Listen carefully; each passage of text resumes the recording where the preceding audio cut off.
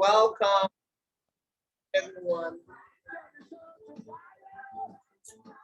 Hope we've had a lovely week so far. We're starting a new one soon. Hey, Princess T. Hey, hey, hey.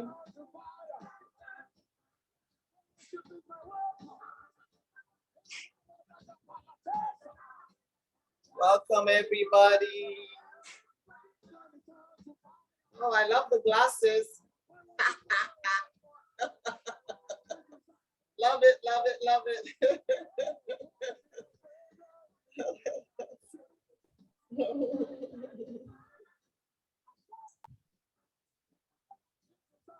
Wow, early joiners. Thank you so much. Thank you so much. Really glad.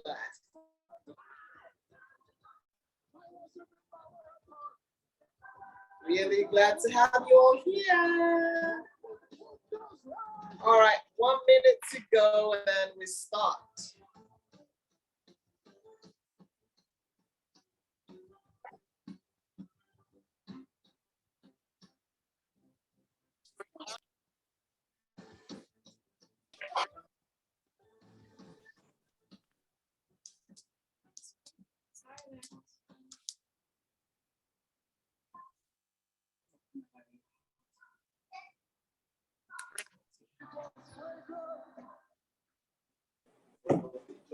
Okay, welcome everyone. Good evening, good afternoon to the folks in the Americas and the USA and Canada. You're all welcome to a third edition of My Coffee, My Corner.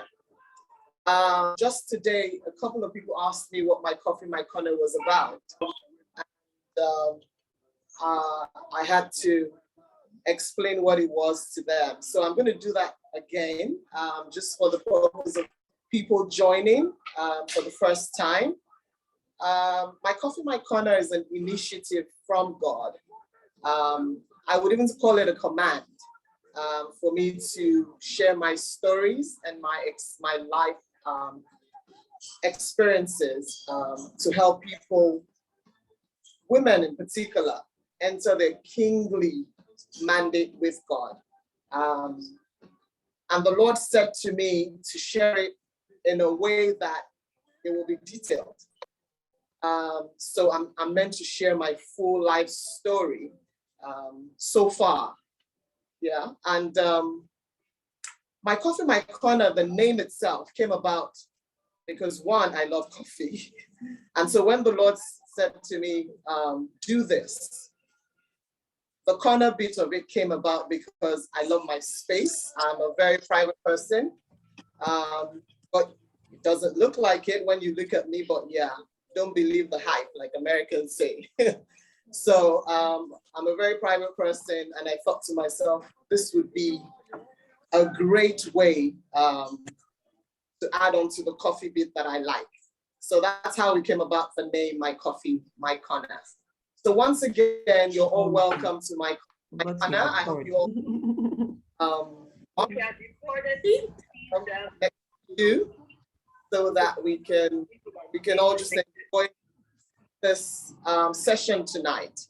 It's going to be really interactive, but I will start by sharing 3 stories to the theme that the Lord gave me today, which is into purpose.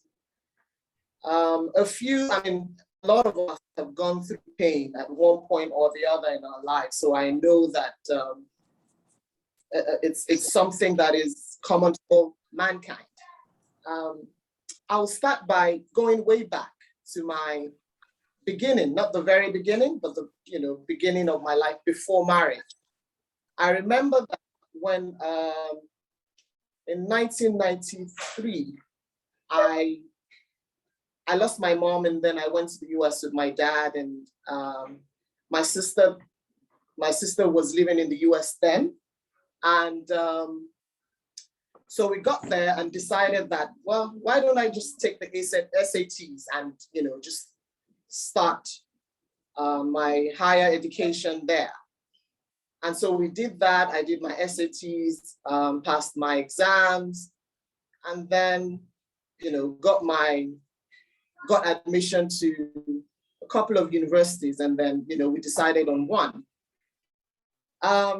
Because my father was the first child, and he was a responsible first child, all his younger brothers he sent to school in the US. And at that point, they all decided that they were going to come together and pay my school fees. So my tuition was paid by my uncles, two of them in particular. And I remember one of them saying to me that, I would be the one that they were going to use to seemingly say thank you to my dad for sending them to school abroad. And so I got admission. And I remember my father calling me and saying, I think we should do the right thing by you coming home and getting your appropriate student visa, as opposed to, because I went then with a B1, B2 visa, and I'm sure we all know what that means. It was a visiting visa, which the school had said to me they could turn into a student visa.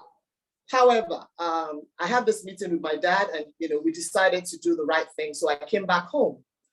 And at that time, there were issues. I think it was the Abacha regime, and there were just different things going on with the government at the time. So I went back to the embassy, tuition paid, fully paid for, got to the embassy. Long and short of the story was the application was denied. And so I didn't return to the US. I remember my uncles persisted. They got the school to write the embassy. And all I needed to do was just to go back there. But for some reason, which I know now, the Lord really did not want me to go back at that time. And I would share the reason why. So I met my husband, boyfriend then. We were friends, dating and all of that. And at the time, I felt really horrible that, because all my hopes were in the fact that I had to go, I would go back. I didn't even, I didn't have, JAMB was what I was meant to use to go into the Nigerian university. So basically, I had to repeat everything all over again. So an entire year, I had to take JAMB and, wait for schools to accept me and all of.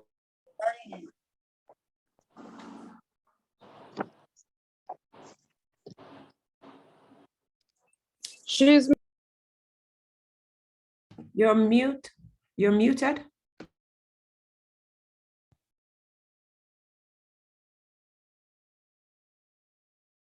We can't hear you.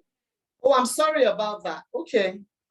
Wow. I don't know where I stopped or where I got muted. Princess T, can you help me? What did I say? What did you hear? You lost a year. Aha, so I lost a year, and yeah, okay. And then I had to do my exams all over again and all of that. But at the end of the day, the Lord just didn't want me to go back at the time, because we all know how it is. I don't think that I would have met my husband if I had gone back, because I met him in that time where I was waiting to take my exams all over again and to, just being here. So if I had gone back to the US, I would not have met him. Meaning, we know a lot of times that marriage can turn your destiny around if one gets into the wrong one. So that's one story that I wanted to share today. Now, moving up to after I got married, I remember that, after waiting for years and all the losses and all of the obstacles and all that for the 11 years we were waiting, we actually, it was a tough time. It was a really, I'm not sure I can really even explain how painful that period was. Because one, now I have children, so I'm really happy about that. The joy of having them has made me forget some things, but I still remember painful nights, painful procedures, just looking for them, having to go into hospitals, I mean, the doctors were my best friends at the time. You know, it just wasn't a pleasant period. But one thing I remember that was the fact that myself and my husband bonded so well. So at the point where the children came, we were not missing anything. Even though the marriage had other challenges that I'll share some other time. But because of that bond, I believe that if we didn't have that bond, perhaps we would not be married today, based on the challenges that we've been facing. And that was another, painful period that turned to joy, having those kids. And the third story I would share, which probably will be the final one for tonight, so that I can enable other people contribute to our discourse tonight, would be, I remember when we went to Indonesia for mission, and then we found out that we were pregnant with my first daughter, Abigail. The joy of even just of having that child was just, was something else. But we give God all the glory that we were there and that we were able to get access to good medicals. The main story was the one with my son, Seth. Now, when I got pregnant with Seth, there were several complications and all of that, apart from being high risk. He now developed some heart issue. And so we had to be in like a cardiac center in the US for like 2 months, where I was taking drugs that I didn't need, but they had to give it to me so that you could get to Seth. I had all kinds of gadgets and all of that in me. But before that, a scan had seen something in me, but they were not sure what it was. So the doctor said, that they believe it's probably fibroid, and that once Seth comes out, it's something that they can address. I remember that when Seth was about to be born, the first thing was they saw him as 10 pounds, but he came out as a 12-pound, 8-ounce baby, like, the size of like twins or triplets. He was the biggest baby, according to the doctor, he's ever delivered in his 36 years of practice. This was, a child. They had said to me, I can never carry a child to full term if at all I got pregnant and all of that. But what the Lord did was, I was believing God for, Abby, I had to have through C-section. And that was because I have something, apart from the fact that I have incompetent, cervix. So they had to put a cerclage and of course remove it after. And they say, once you do that, then your child has to come through C-section. So I agreed to that. But with Seth, I was like, why can't I just push this baby out? I wanted that Hebrew woman testimony so badly. And my doctor said to me, really, if you have this child through C-section, there's no price. If you have the child through a normal delivery, there isn't any price. The thing is for you to have a healthy baby, and that's all that matters.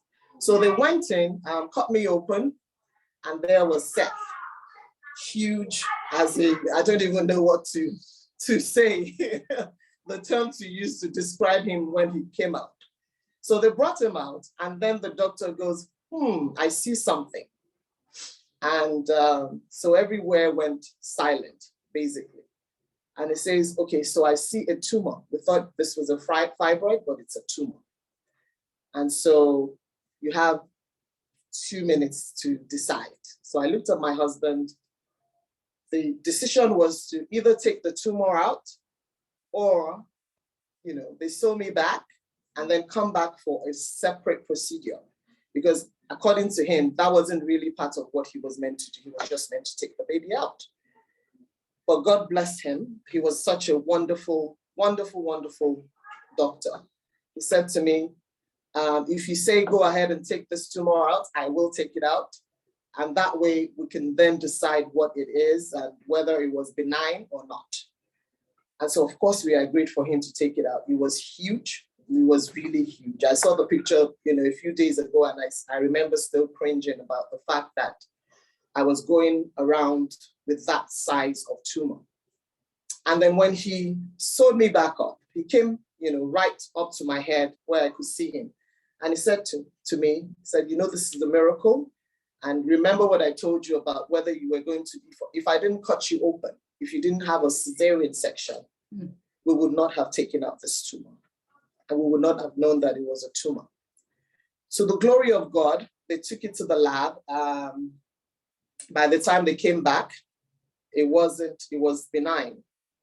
So, but he said to me that if he had been there a little longer, it would have become cancerous. And so I wouldn't have been here today. And so for every pain that we go through, I just want us to all know that, there is always a purpose for it. Always a purpose for it. And I hope that with these few stories I have mentioned today, I've been able to uplift someone. And I'm just going to now leave room for us to share. I would love contributions, questions, etc. So there's someone in-house as we speak who wants to share her testimony, I will call it. So I'm gonna leave Damilola to go first, and then anyone else can please go after her. Thank you again, everyone, for being here. I'm so glad to have you all. Thank you. So Damilola, over to you.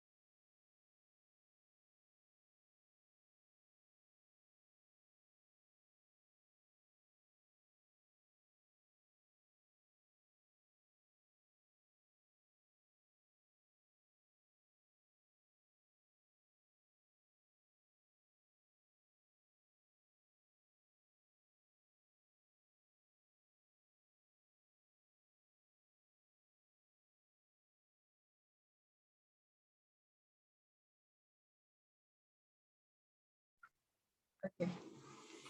Wow, good evening, everyone. I think I was pretty much calmer a few minutes before now, but yes, I haven't shared this, with a lot of people in the past few years, but last week I went through a program. I don't know who knows Randy Clark.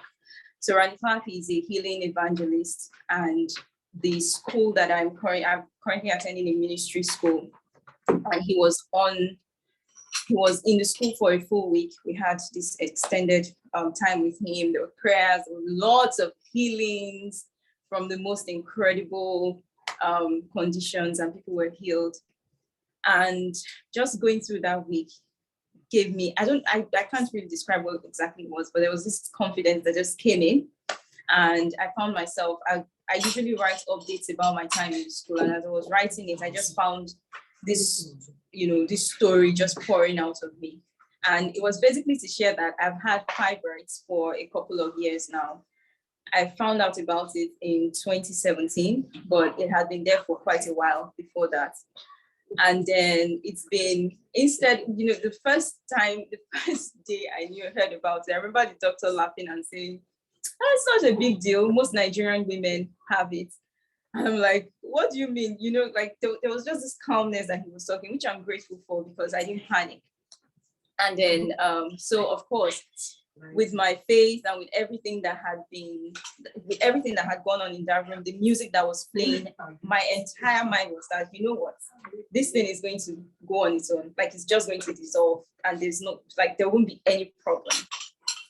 Year after year, the last time I checked, it had grown by how many inches? Not just grown by inches, but also multiplied in numbers.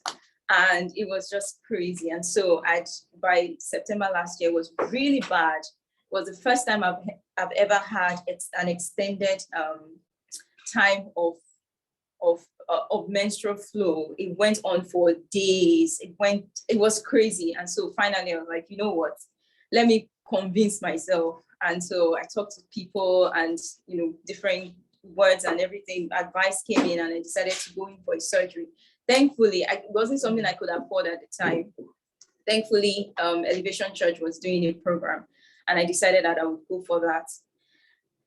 Well, I went in for the surgery. Lo and behold, I just kept on bleeding, and the doctor would not cut me open like that. It just wouldn't stop. I was even given acid. I went for something acid, and stop the bleeding, and the bleeding just wouldn't stop. It went on. That was the second time that I've ever experienced that. It just went on. So going out of the hospital, I was completely devastated. It was like, I had faith that this thing, like the question was, where's my faith? Because I had faith that these fibers would have disappeared as at then. They did not. Now I went to the hospital to take them out. And here I was on the bed, and I was saying, I have faith. This bleeding is going to stop. I'm going for the surgery tonight. It's going to be successful. And then I'm going to go home, and I'll heal over a period of 3 months. And then I'll be able to, do some more things. And then over another period of 3 months. And then in about 7 months, I'll be back. It did not stop. And so I had to leave, and it continued for almost a week after that. So when it stopped, finally, the doctor had said I should call him. It would no longer be free, but he would give me a cost and tell me where we would do it. And I called. I remember throughout that week, I was crying, I was praying, I was quiet. It was just crazy. And then finally, I tried reaching the doctor for a couple of days. He didn't pick up. So I found out he didn't have my number. So I sent him a message, and then he calls me.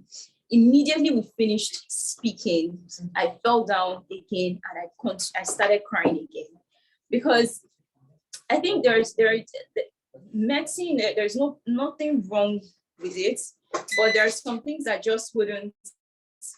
Sorry. Oh my God, I don't even want to say it that we're in Nigeria, but yeah. We thank God.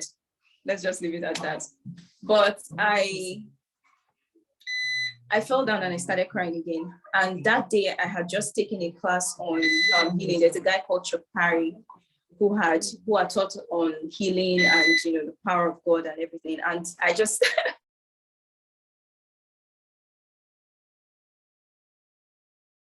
One.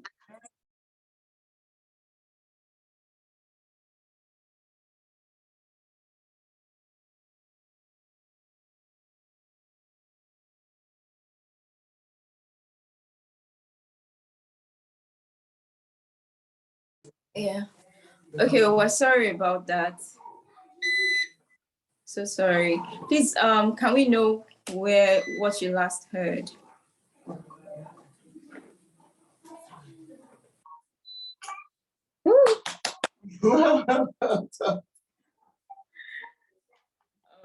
Please, can you just help put in the comment section the last thing that you heard? After you spoke to the doctor and then you just fell down and started crying again. Okay, wow. That's it, wow.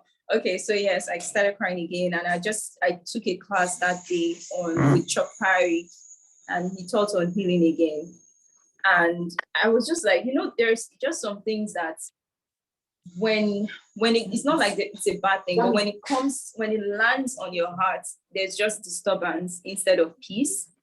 And so I of the things that I kept saying was, you know what, if I feel peace, complete peace about this thing, I will go in for it now. But I just didn't.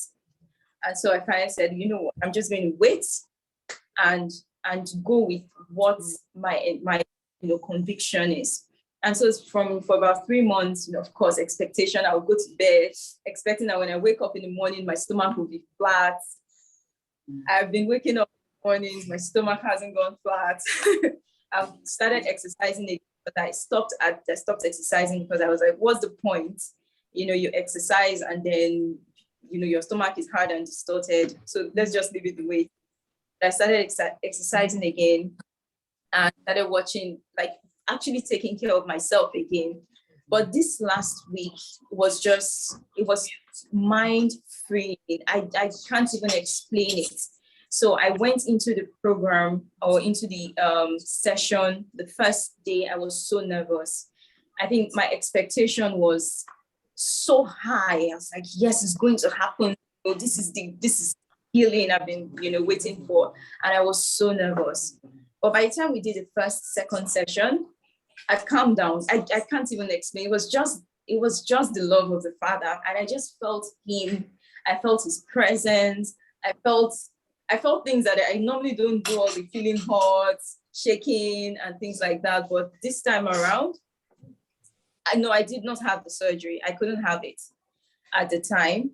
And then I decided not to have it after a couple of weeks when I was told to come back. Sorry. Thank you. So I did not have it. And yeah, so I've been expecting and the entire week went by different. A few questions about St. Philip. Mostly safety concerns. Of course, the safety of our students is our utmost priority. You're muted.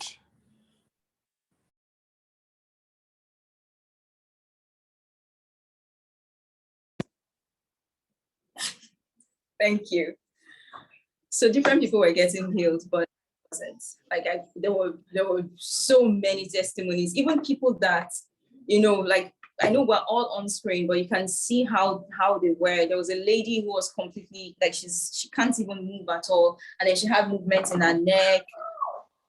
Toes were moving. She hasn't moved her toes for years. She hasn't moved her legs for years. So many things, incredible things. And it was just looking like, oh my God, where is mine? But by the time the week was over, there was just this peace that I started to feel. I still cried. It ended on Friday. On Saturday, I was talking to someone and I was saying, I was talking about my face and what products I could use for my face, And then she asked me, do you know what trigger it? And as I was about to type that, I actually have fibroids, so there's some hormonal issues.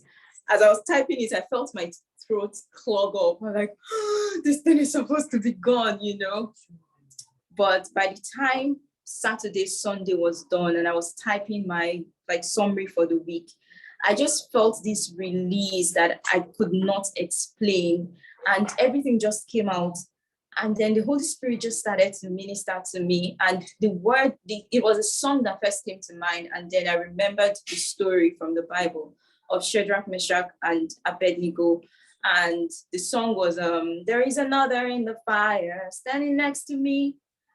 And it was just so incredible. And this is not something that can be said by words, because I think it has to come from, it's like God straight to the person's heart.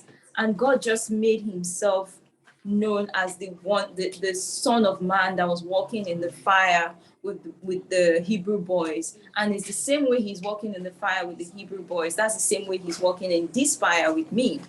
And so I can be confident that I don't know what the end is, which is something that I'm learning this year, surrendering the outcome. I don't know what the end is. I don't know how it's going to happen. I don't know if I'm going to wake up and I'll see my stomach flat, not flabby, because those were the words. I was like, I'm going to see it flat, not flabby.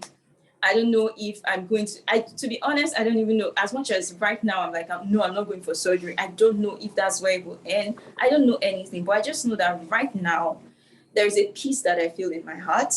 There's a joy that I feel. And not just that, the understanding that he is with me, the other person in the fire, has just made me come alive. I'm dreaming dreams. I'm not waiting for this thing to go before I start doing the things that, God has said I should do with him. I'm no longer using it as an excuse, so to speak, even if it wasn't something I necessarily did consciously before. But whenever, when it's painful, I will admit that it's painful. I'm not trying to prove that I can be healed by saying that, oh, it's not painful, or I won't take pain relievers or something. But I'm just going to be very authentic, very real with the Father, and just trust him. I don't know where exactly the journey is going to, but one thing that I am sure of is that he is with me, and that he's a good Father, and that he loves me. And yes, that's the story that I wanted to share today. Thank you so much, Auntie. Thank you very much, Damilola. God bless you. That was wonderful.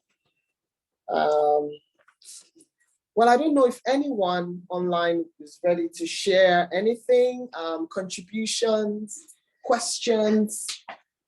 Please, let's make it interactive so that way we can all get blessed by this session. So this is the time we'll ask for questions and contributions. Good evening, ladies. Good evening, Auntie Max.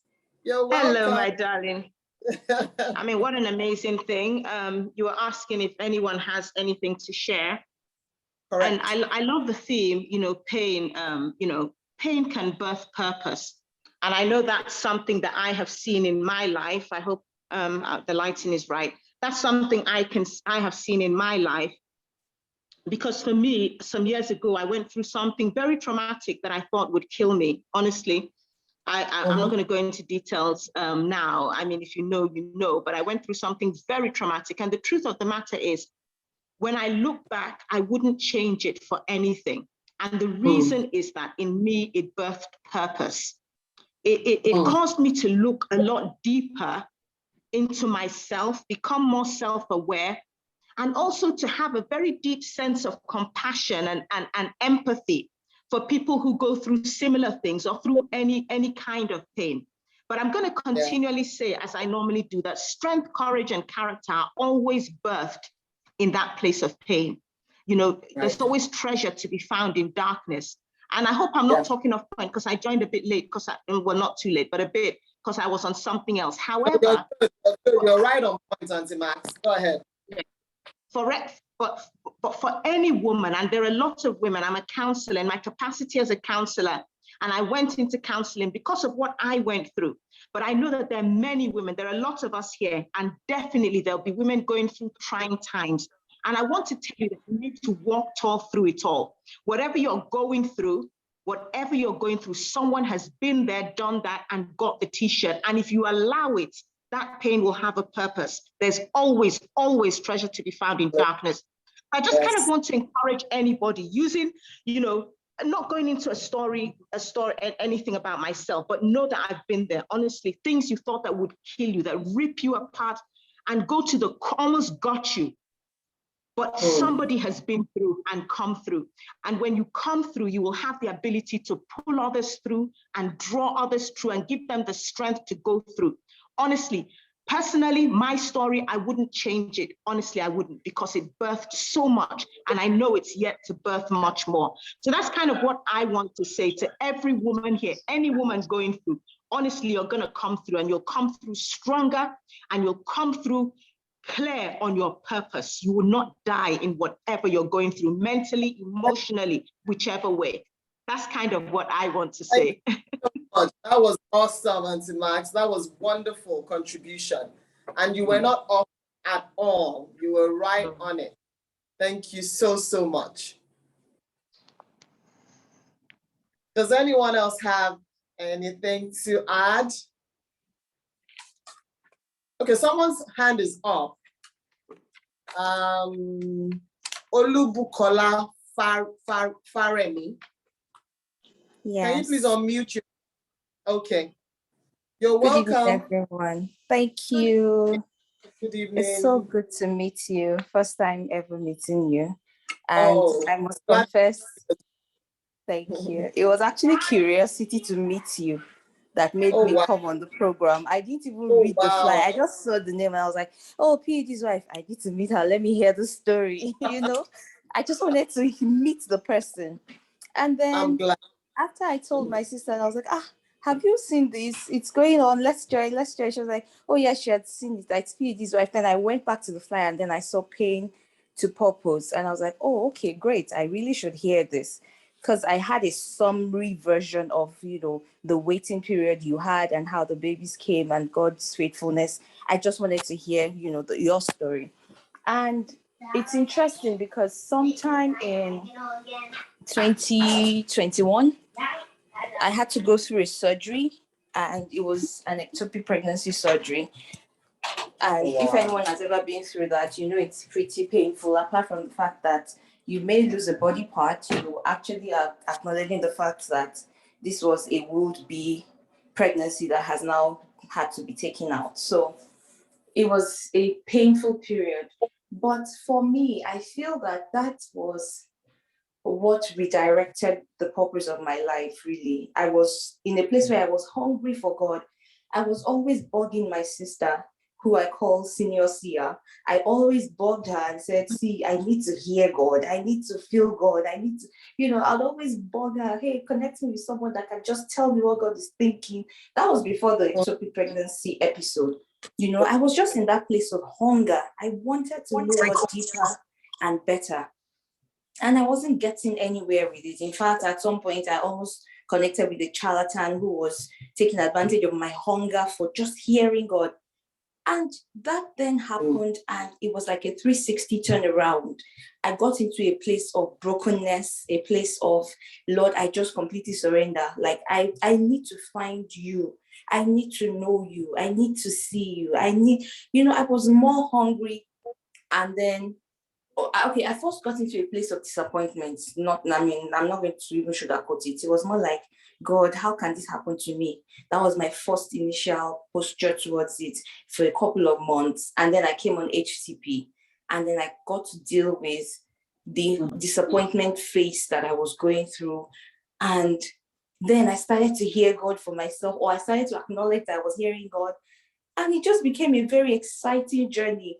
Like, sometimes I would sit down and I'll be hearing downloads of things that I ought to do for the family, for my children, for my husband. And I just want to give God praise, because indeed there can be a lot of purpose that would come out of your place of pain. But we must always rely on God to help us steward the pain aright, so we don't derail to that point of disappointment, instead of following Him through to see where the end process is leading us. Amen. Wow, thank you so much. That was a wonderful testimony. And for anyone wondering what HTP means, it means hosting the presence. This is a class that we take in a community that I belong to called the Kingdom Community. What HTP does is teaches you how to really hear and have a personal relationship, a clear personal relationship with God. Just for any FYI, for anyone wondering what that means. Thank you so much. Any other person that wants to share? So we have Tuolua Damilola here. The second one wants to also share a testimony.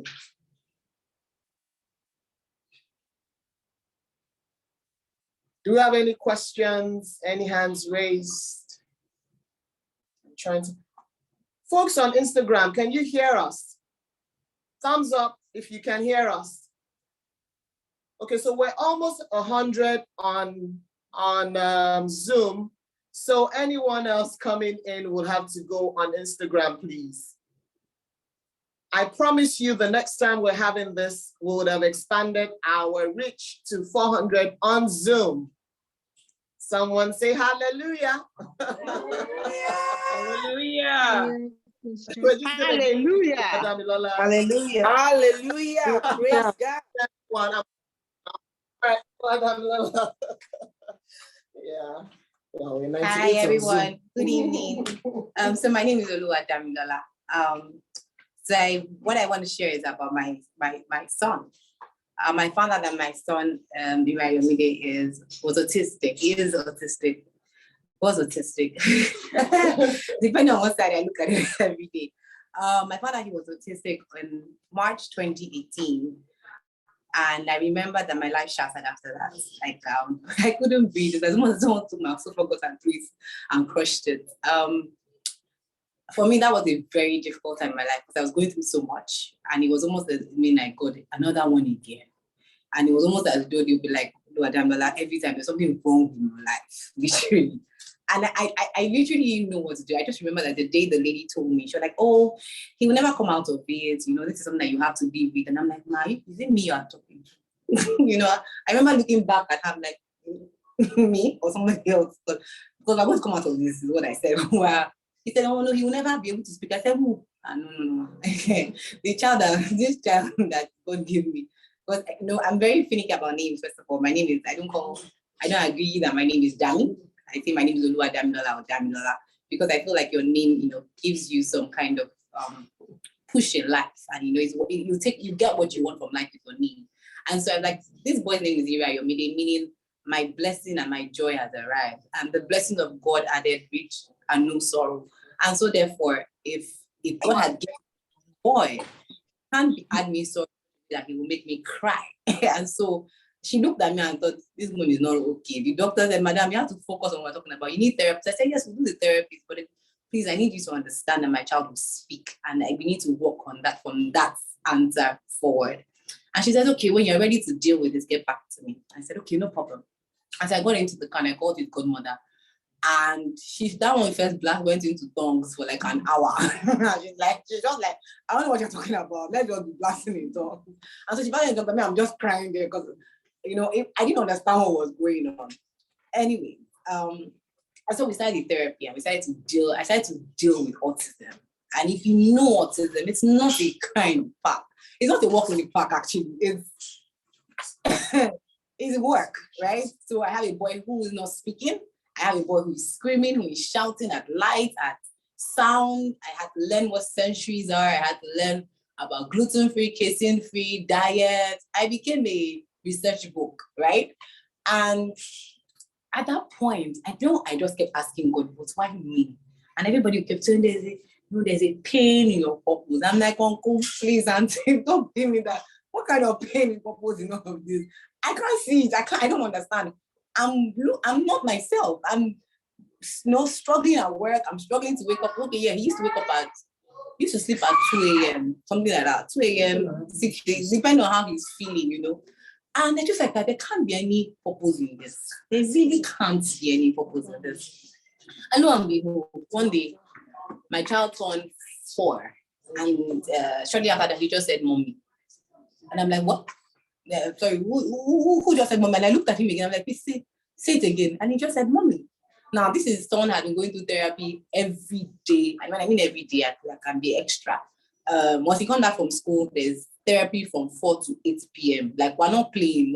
And then he's doing therapy. I'm anointing his tongue, anointing the therapist too. All of them must join the anointing together. And so I was as I'm giving him any supplements, I was, praying in tongues. I say, Lord, this child, whatever it is, it must work. And so when he said, mommy, I remember I sat on the floor and I wept. Ah, God. I wept. When they said Jesus wept, I understood it. Jesus, I wept because I had never heard that thing before. I had a 4-year-old who had never said mommy, never said mama, had never said anything to me. And I was just looking at him. And let me just shock you. He went from saying mommy to telling me the times table. So we went from mommy, I want to eat 2. 7 times 4 is 28.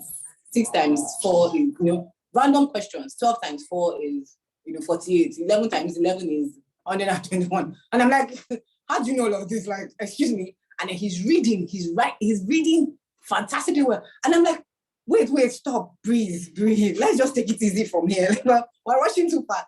How do you go from 0 to 120. Like who does that? I remember doing videos and videos of him because I couldn't believe it. And people were like, see, he can speak. He's not just speaking. He's smart. Like my child is intelligent. Stop it. And this boy has gone from he's 6 years old now. Division, multiplication. There's nothing he cannot read. History, everything, like name it. Like we know everything. And at this point, at one time last year, I just said, you know what? Let me start speaking about this thing. Let me start to encourage everybody. And I can't count how many parents I have counseled, I have spoken to. I sit in meetings every day. Sometimes I have to stop what I'm doing personally at work and having to follow parents to see schools and things like that. And I'm just like, God, is this the same Damilola that did not know what was going on? You know, I can't match it. Like, I can't match it. This is me. When people say, oh my God, you're so strong, I'm like, nah, you know, guys don't know the truth. But you know, I found a purpose. I found my purpose is now to hold parents and who have kids that have special needs. I'm in the shop like I am initially, because I don't think we have enough of that right now in this country. I think what everybody's just looking for is who is going to tell them what supplement to take. And I'm just like, we're just going to pray about it. Like, we're just going to pray. Pray, yes, I'll take your supplement, but yes, we're going to do therapy. I'm going to use prayer to push it. And for me, that has been everything. That has helped me find something that I'm looking for, not just my son, but for other children. So yes, nice to share. Thank you so much. Wow. Damilolas are on it tonight. Thank you so much. Wow, am I the only excited one here tonight? Amazing things happening. It's wonderful to share really your story. And again, I must say, when I was struggling to do this, like I said in the beginning, just for the reference for those who were not here earlier, because I'm such a private person, when I was struggling to do this, the Lord said to me, you're going to tell your story. You're not just going to tell your story, you're going to tell it in full, in detail, not like people come and say, oh, and the Lord did it. So how did he do it? So I'm just so glad that people are able to share, are able to tell us how they moved from point A to point B, because really this is how to help, how to encourage, how to, get people to know what to do when they run into problems or situations. Because if you don't share your story, you may be hindering somebody else from resolving an issue that they're going through. So if we have maybe one more person or any question, that would be great, so we can round up by 9 p.m. West African time. Would anyone like to share any questions? We're ready. Okay, someone. So there's I'm raising my hand. Oh, that's my big sister in the house. Our Akobi, if anybody knows what that means in Yoruba, the firstborn of the family, my big sis. Okay, looking forward to hearing from you. Yes, good evening, everyone. Can you hear me? I think everyone can hear you. Okay. I just want to bless God for this moment. I'm not going to take much of your time. My own story is very long, but it's going to be for another day by the grace of God. But one thing I want to do tonight is to encourage those of us who are still waiting on the Lord for one thing or the other. His time is never late. I will share one brief testimony with you. I got married early. My sister knows this, but I got married. When I got married, I was so much in love then, but I didn't know that I was too much in a hurry to get married. I ended up getting married to a bully that would beat me up and, this worst situation was that when we got married, I didn't have any kids at that time. So my mother-in-law at that time would come every month and would be asking me, so bawuni in English means, so how far? Are you pregnant now? So it got to a stage one day, I said, Mommy, if I'm pregnant, like last month when you came, even I myself probably wouldn't even know I'm pregnant now. So, so at the end of the day, the summary of this first marriage was that, of course, we all know where it ended. The marriage ended. That was my first marriage, the first marriage in our family. And you can imagine having the first child, getting married. My father went to town with the arrangements, money, spending, everything. But what I want to share is that, to the glory of God, today I find I'm married now. I actually got remarried at age 42.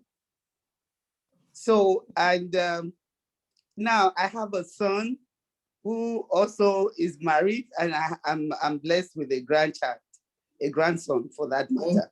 So yeah. What I want to, at this moment, I just want to encourage everyone, please, whatever it is you are going through, yes, it might be painful, we might end up knowing where it will end, but the Lord is always on the lookout for each and every one of us.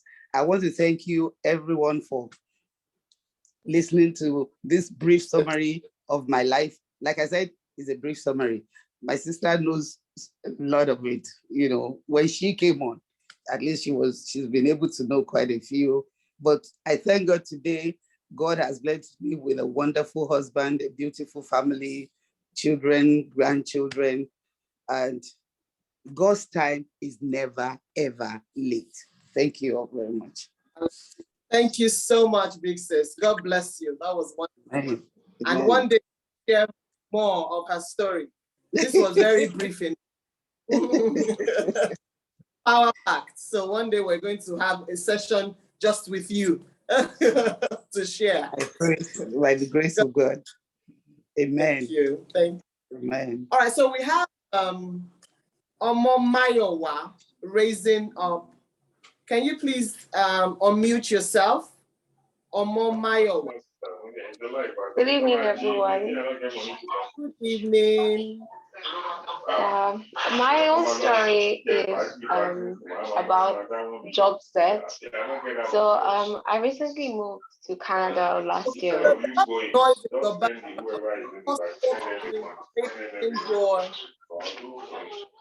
Okay. Position. So is it better? Can everyone hear her, please? Okay, go ahead. Go ahead. Okay, so my own story is about jobs.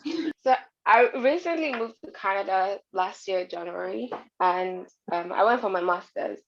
And at the time, I was still looking for a job and studying, but it wasn't so much intense because I had to study at the same time. So my focus was on study while still looking for a job. But after I finished my master's, I started looking for a job as you should. Like, when you're done with school, the next thing is getting a job. So it was really difficult getting a job. It was very trying because at the time I got to a point where I was hopeless. I was in despair.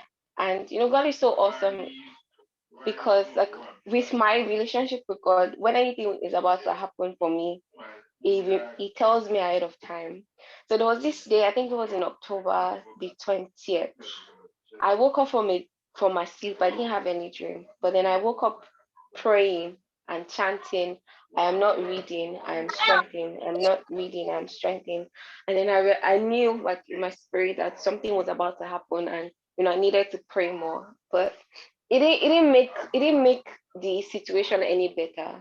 If I can put it that way, it was still tough. I still had my feelings. I still felt like God had left me. I still felt very abandoned. And so many things were happening. My friends were getting their jobs, and it was very painful. And another thing was I had an opportunity, but I couldn't take the job because of where I was living. And so I referred my friend to that job, and then she got the job. So it was hard. I was happy for her at the same time, but at the same time, I'm also human. So it was very trying. It was very difficult. I remember days where I would cry. I took on, online classes. I took on master classes just to improve myself. And it just felt like nothing was happening. But when when God showed up, and it wasn't so far, honestly. I applied for my job. I continued applying. I took breaks. And in December, when I applied for this job, I didn't hear anything from them at all until January 6th. And on January 6th, I got an email saying, oh, unfortunately, they're going to pass on with my application. And I was sad because I'm like, God, when? Like, when would this breakthrough come? Because I'm paying bills. I had to pay bills. I can't keep living, on the same state that I'm in. And it's very much different, like outside of Nigeria, because there's no support system, but I have support system. So like God bless me in that aspect. But at the same time, I wanted to be on my own. I wanted to earn my money. I wanted to plan my life. Throughout last year, I was unable to save, and it was very difficult for me. Anyway, so I got that email and I cried. I was wailing. And then, the next day I got an email from the same people, and the title of the email was follow-up interview. And then I was just laughing, this sarcastic laugh, this laugh that is not funny, but you're just laughing, right?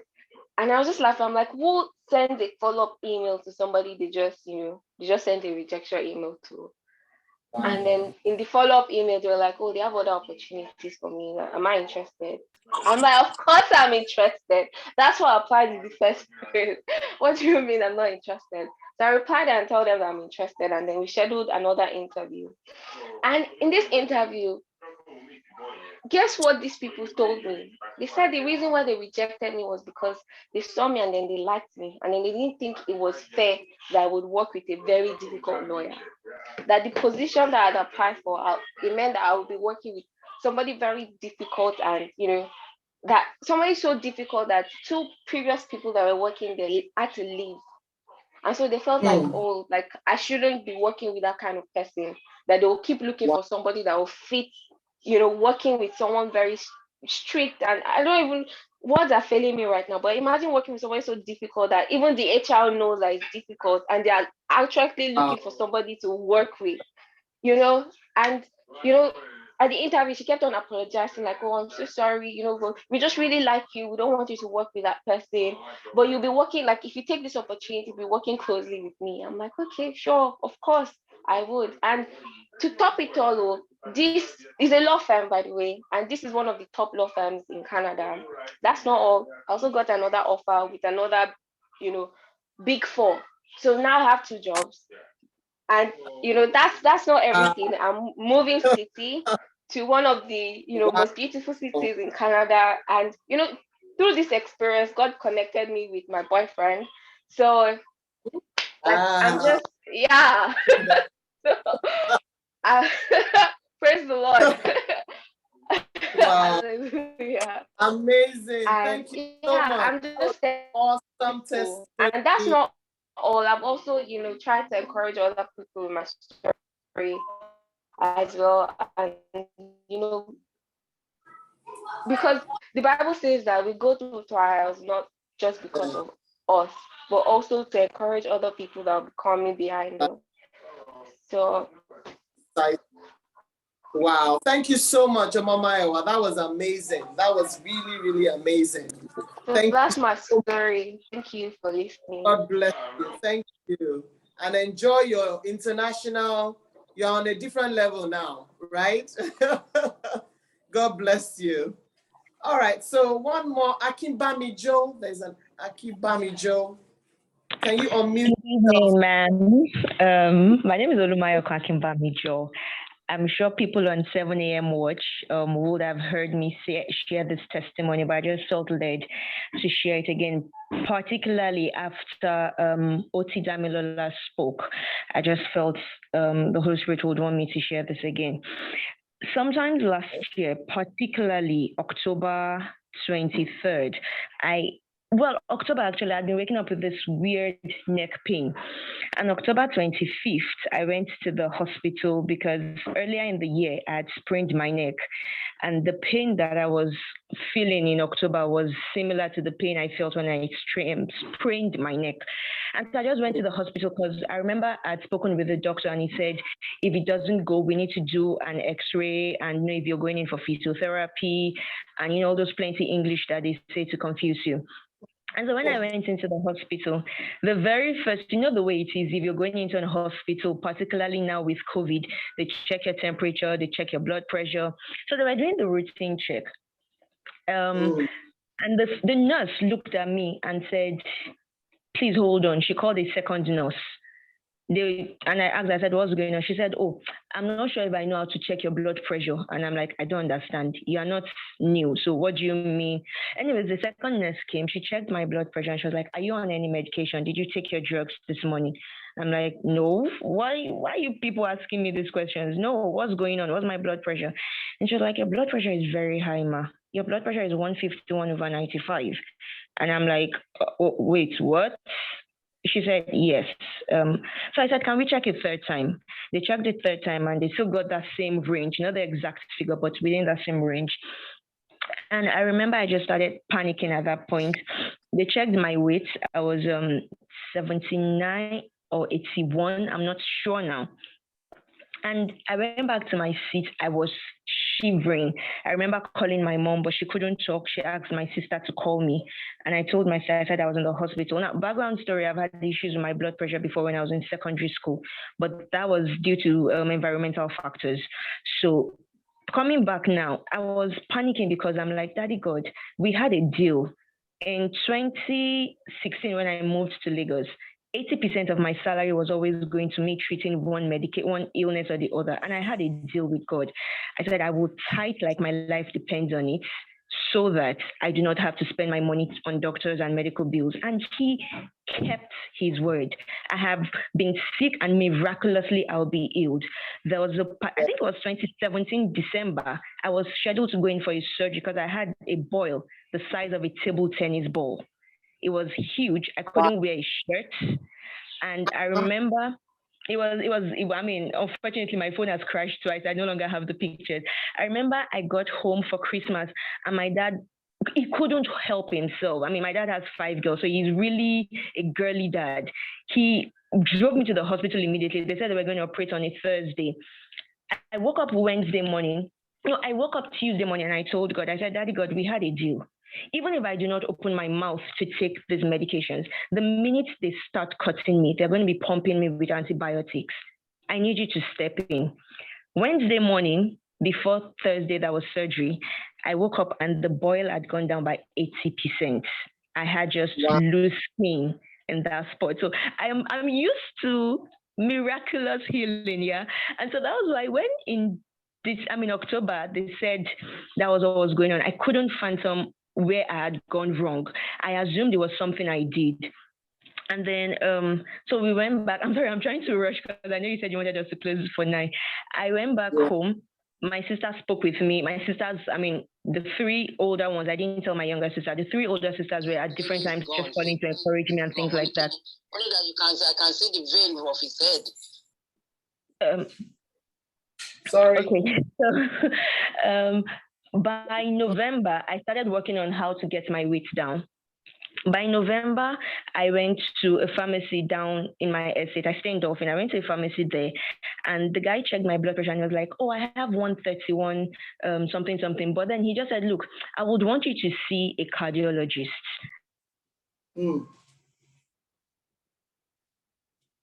Uh-oh, did we lose her?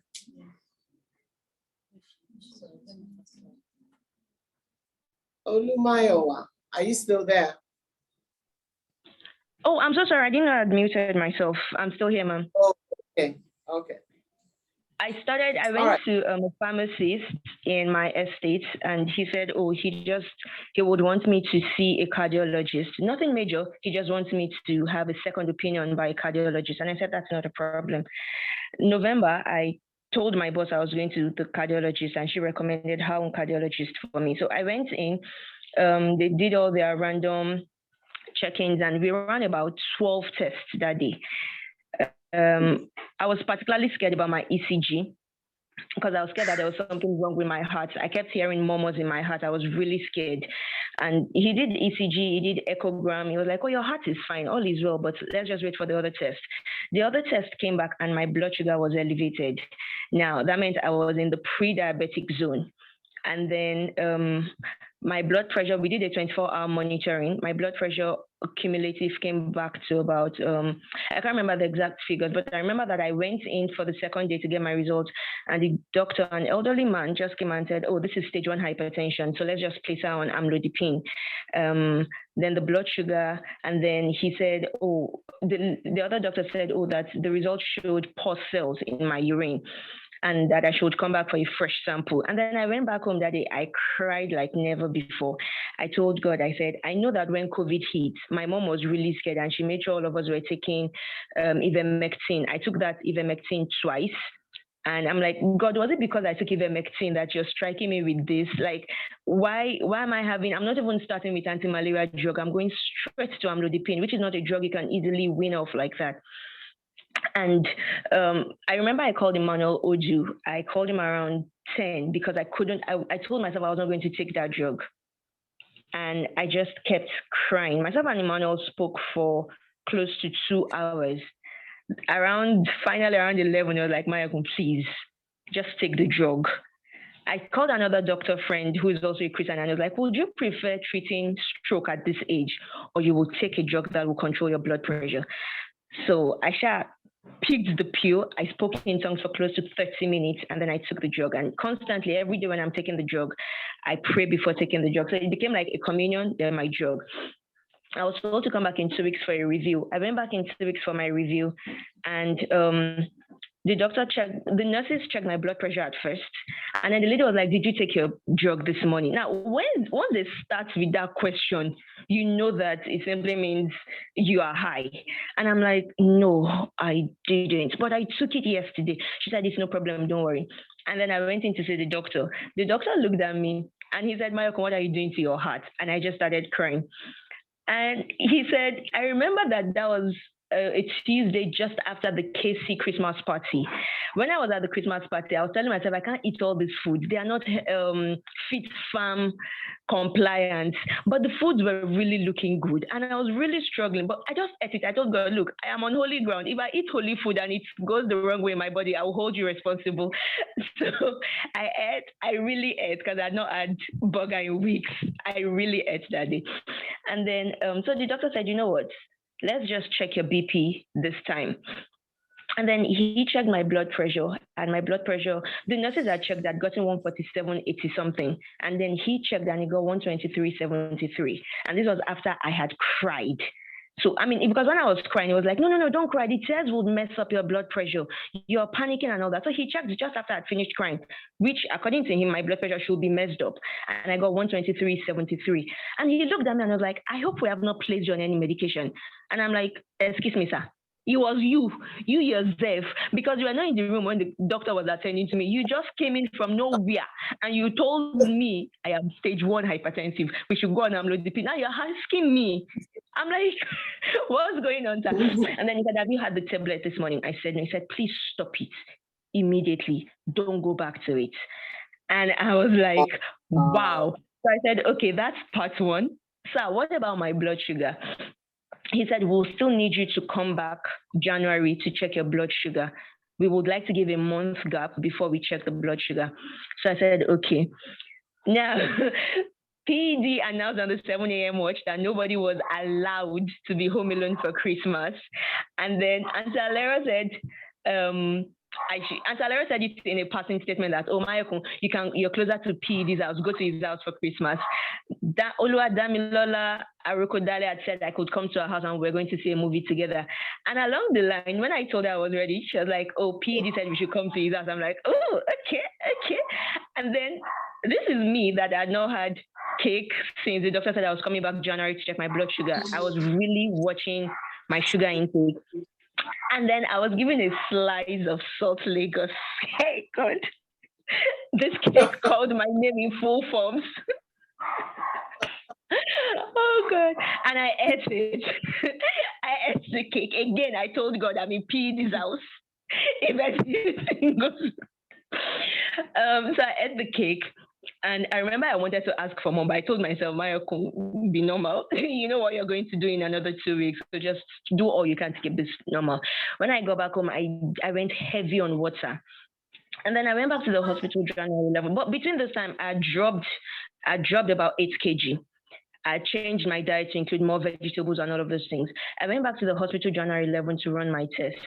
And as usual, when I got in, the lady asked me, did you take your drug? I said, Auntie, don't bother about my blood pressure. I am only here for my blood sugar. And so she checked it. January 11, the fast had started. She checked it and she was like, your blood sugar is high. I said, okay, this cannot be because of one slice of cake. I refuse to believe that. So the same consultant called me into his office and we were talking. And then I said, excuse me, sir, can I say something? He said, yes. I said, I'm on a fast. Could that have altered my reading anyway? He said, oh, yes, that could have altered. So this reading is not accurate. But let's do a more comprehensive test and we will come back to you February 8th. So I said, okay, I went back home and I prayed about it. Around 10 p.m., I got a message that, oh, my results came back and my blood sugar levels are back to 5.6, which is the normal rate, from 6.2, which was pre-diabetic, within 4 weeks. I mean, I'm just sharing this to encourage OTD Damilola that, look, sometimes it is not as you expect it to be, but in the background, God is working things out in our favor. He's constantly doing that. And that's just my testimony. Yeah. Thank you, everyone. Thank you so much. That was an amazing testimony. Really, really, really amazing. I'm really happy to hear that. And your healing will remain permanent and complete by the special grace of God. Thank you, everyone. Thank you. We've gone overboard by a few minutes. Like I said before, the Zoom next time will be increased to minimum of 400 by the grace of God. So that way we can accommodate a lot more people. Thank you all so much for joining. For those who couldn't, who were struggling, I think our admin sent a message so that everyone could go on Instagram, because we hit 100 on Zoom and that, we couldn't take in anymore. Sorry about that for those of you who had that issue.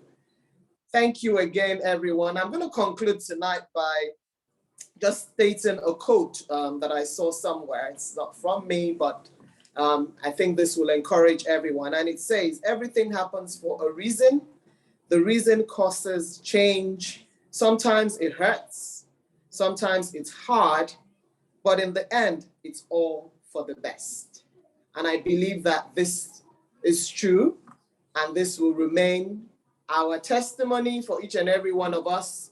Whatever we go through, however hard or tough it may be, we will come out of it better and even best at the end of it all. Thank you, and we'll let you know when the next edition will come up. God bless you all. Thank you all. Thank you so much. Really glad to have you all here. Good night, everyone, and have a wonderful week ahead. And we'll meet again soon. Good night.